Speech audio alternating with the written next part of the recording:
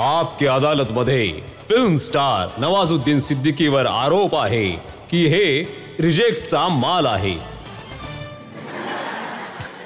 12 वर्षांपर्यंत तुम्हाला फिल्म इंडस्ट्रीने कोणता चांगला रोल नाही दिला. छोटे छोटे 2 मिनिटाचे 40 सेकंदाचे रोल मिळत होते.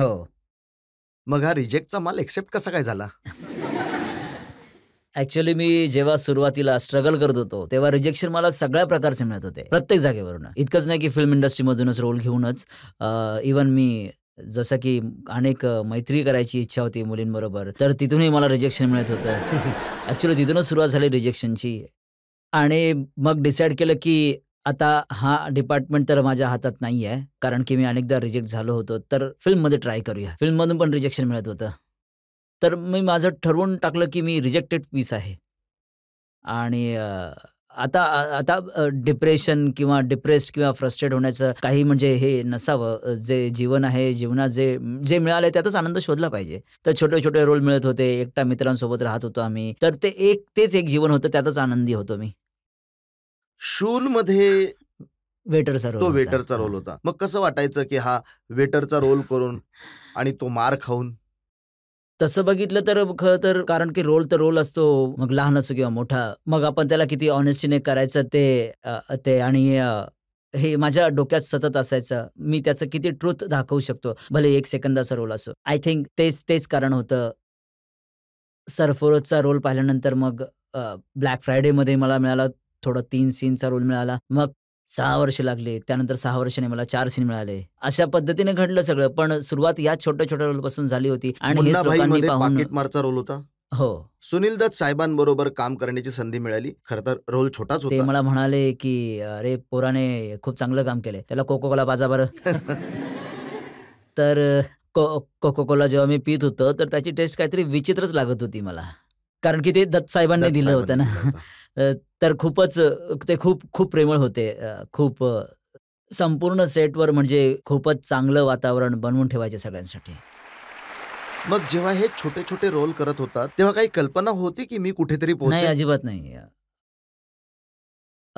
मला मुळीच कल्पना नव्हती की आणि ना मी असा विचार करून आलो होतो की मी खूप मोठा स्टार काही बनायचंय. आणि आणि मला वाटायचं की कारण हे खूपच जास्त फेसला घेऊन अशा प्रकारे आधी पण खूप गोष्टी ऐकल्या होत्या. आणि जेव्हा मी कोणत्याही ऑफिसमध्ये जायचो काम घेण्यासाठी, तर असिस्टंट विचारायचे मला, "काय आहे तिकडे?" मी म्हणालो की "ॲक्टर आहे." तर असं खालून वर बघत तो म्हणायचा की पाहून तर वाटत नाही." तर अशा प्रकारच्या गोष्टींचा विचार करून मला माहीत होतं की मी काही हे असे छोटे-मोठे रोलच करत राहीन. जास्त काही होणार नाही माझं ॲक्चुअली. तुमच्याबद्दल एका मॅगझिनमध्ये मी वाचलं. त्यांनी लिहिलं होतं की अमिताभ बच्चन जेव्हा फिल्म इंडस्ट्रीमध्ये आले होते, तेव्हा त्यांच्याकडे त्यांची हाईट होती, आवाज होता. त्यावेळची प्राईम मिनिस्टर इंदिरा गांधी यांचं पत्र होतं. शाहरुख खान आले होते, सेंट कोलंबसहून आले होते, ते फिट होते, त्यांचा चार्म होता. कंगना रनौत आली होती, त्यांची सुंदरता होती. तुमच्याकडे काय होतं? काहीच नाही.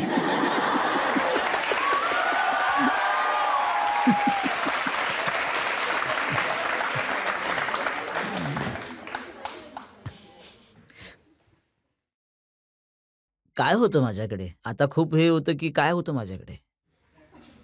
सर टॅलेंट होतं सर. बघितलं? धन्यवाद. पण तुम्ही स्वतःच असं म्हणायचात की मी काळा कळूता आहे, माझा फेस चांगला नाहीये, मग म्हणूनच ते गुंडे मवालीचा रोल द्यायचे तुम्हाला? कदाचित हे पण होतं. एक कारण होतं हे पण. फेस पाहून, कारण खूप जसं हिरो असतो बॉलिवूडचा तो 6 फुटाचा गोराचिट्टा असतो. म्हणून मला या गोष्टीचं दुःख वाटायचं. मी हिरो का नाही होऊ शकत? थँक गॉड पण वेळ लागला. पण आज सर्व फिल्म्समध्ये अजून हिरोच येतायत आणि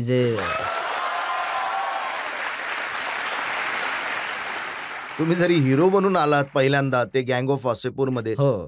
तर हिरोही कसे बनलात? लुंगी घालणारा, चप्पल घालणारा, शिव्या देणारा, गोळ्या चालवणारा. हो, तेच बनलं होतं. आय थिंक सुरुवात कुठून ना कुठून तर होणारच होती. लुंगीवाल्याने झाली. आता त्याच वर्षी गोष्ट बनत होती. फिल्म ज्यात टक्सिडो, पॅन्ट शर्ट हे सर्व होतं. माझी जी आई होती तिला जास्त कथा आवडली होती. कारण पहिल्यांदा इतक्या छान कॉस्ट्यूममध्ये तिने बघत होती मला. अरे, माझा मुलगा तर खूप सुंदर दिसत आहे. पण हिरोला खूप कामं करावी लागतात. मी ऐकलंय की जर इंटिमेट सीन आहे, हिरोईनला किस करायचं आहे, तेव्हा घाबरता तुम्ही खूप? कारण की करायला मिळायचं ना कधी.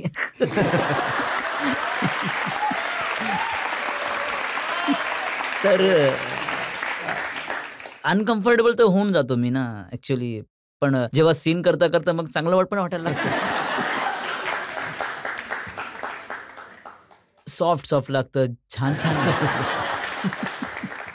हे बरोबर आहे की पहिल्यांदा जेव्हा अशा प्रकारचा सीन करायचा होता तेव्हा जी हिरोईन होती ती वारंवार तुम्हाला भाईजान, नवाज भाई म्हणत होती? तुम्ही तक्रार देखील केली डायरेक्टरकडे? हो, ते गँग्स ऑफ वासेपूर मध्ये झालं होतं. जी हुमा कुरेशी आहे ती माझी हिरोईन होती. तर आम्हाला एक रोमॅन्टिक सीन करायचा होता. तर ती म्हणाली, "नवाज भाई आपण असं करून बघूया खूपच."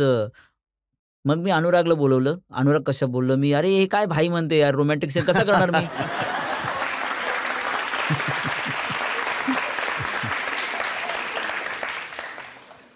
आणि डान्सही करावा लागतो हिरोला. मी ऐकलंय की खूप घाबरता तुम्ही डान्स करायला. मला डान्समध्ये माझी फी माफ असते ऍक्च्युली. मी डान्स वान्स नाही करू शकत माझ्या, कारण की खूपच मी कधी रिअल लाईफमध्ये डान्स नाही केलाय ना. तर त्यामुळे मेंटल ब्लॉकेजेस आहेत खूप माझ्या डान्सला घेऊन. मग कसं हिरो बनणार तुम्ही? आजकाल थँक गॉड फिल्म बदलत आहेत, सिनेमा बदलत आहे. तर त्यासाठी जे डान्सवाली फिल्म आहे ते फारशा चालत नाहीयेत. जे कॉन्टेंटवाले फिल्म्स आहेत ते जास्त चालतात. त्यासाठी मग तुम्ही इतके चालत आहात, ऍक्टर मोठे झाले आहात, तुम्हाला इतकी पॉप्युलरिटी मिळत आहे, मग त्या पतंगवाल्या मुलीचं काय झालं? मी माझ्या मित्राला सांगितलं फोन करून की जरा तपास कर की ती मुलगी कुठे आहे, काय करते ती, तिला सांग माझं फिल्म बघायला वगैरे, माझं टीव्ही प्रोग्रामवर येतो ते बघायला. तर तो म्हणाला, यार तिचं तर लग्न झालंय आता 6 वर्ष झाले आणि ज्याच्याशी झालंय त्याची इतकी लांब दाढी आणि खूपच कडक व्यक्ती आहे. ते टीव्ही तर काय म्हणजे फिल्म तर काय ते बाहेरही नाही जाऊन देत. तर पण 6-7 पोरं पण झालेत त्यांना. ठीक आहे आता. मग आज काही असं होऊ शकतं ती आपकी अदालत पाहत असेल तर काही मेसेज देऊ इच्छिता तुम्ही? काय मेसेज देऊ?